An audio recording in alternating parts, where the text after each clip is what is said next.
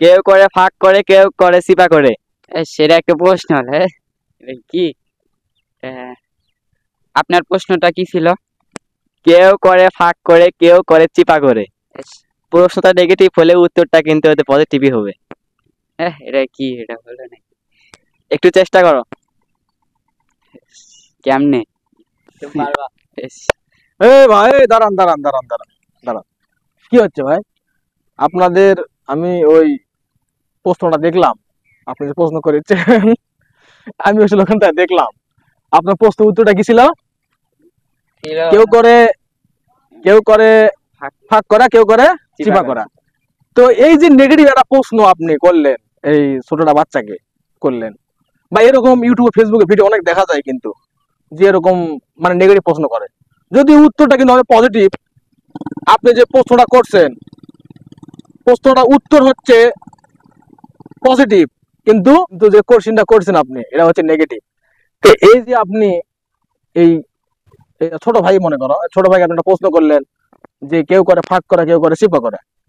তো এই ভিডিও তো ইউটিউব ফেসবুকে ইউটিউব আপলোড হবে, তাই তো নাকি? হবে কি হবে না? হবে। হবে। তাহলে এই যে মনে করেন আমরা ফেসবুক ইউটিউব কিন্তু ছোট ছোট বাচ্চারাও চালাই, তাই না? আর বিভিন্ন সময় ইউটিউবে দেখি যে বিভিন্ন জায়গায় যা প্রশ্ন উত্তর ধরতেছে, ছেলে মানুষ মহিলাকে ধরতেছে, বিভিন্ন রকম নেগেটিভ প্রশ্নটা করে। তাহলে ফেসবুক ইউটিউব এটা ছোট ছোট বাচ্চারাও চালায়, তাদেরকে আমরা কি শিক্ষা দিচ্ছি? 2 দিন পর তুমি যখন বিয়ে করবা, তোমার যখন ছলপল হবে, এই ভিডিও গুলো দেখবে, এতে কি শিখবে? শিখার কিছু আছে? তুমি এটা প্রশ্ন উত্তর করতে পারতা যে হচ্ছে কার জোহর নামাজ কয় রাকাত, ফজর নামাজ কয় রাকাত, এশা নামাজ কয় রাকাত, নাকি? তাহলে এগুলো মানুষ শিখতে পারতো। মানে আমরা যে ভিডিও আপলোড দিচ্ছি, আমরা কন্টিনিউ যে ভিডিওটা আপলোড দিচ্ছি ইউটিউবে ফেসবুকে আপলোড দিচ্ছি, আমরা কিন্তু ভাবিচ্ছি না, আমরা শুধু চিন্তা করছি এই ভিডিওতে আমার ডলার ইনকাম কিভাবে হবে, কিভাবে ডলার ইনকাম হবে, তাই তো নাকি? যে সেই ভিডিওটা ইসলামের বিপরীতে যাক, ইসলামের বিরুদ্ধে যাক, আমরা সেটা ভাবি না।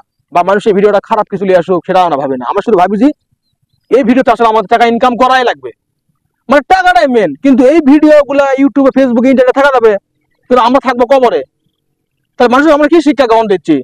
এই দুনিয়ার বুকে এগুলো ভিডিও যদি মানুষগুলো দেখে, কমেন্ট বাজে বাজে কমেন্ট করে, তাহলে মরার পর আমাদের অবশ্যই শাস্তি আরো বেশি হবে। কিন্তু জীবনের কোনো বিশ্বাস নাই, যে কোনো সময় আমরা মারা যেতে পারি।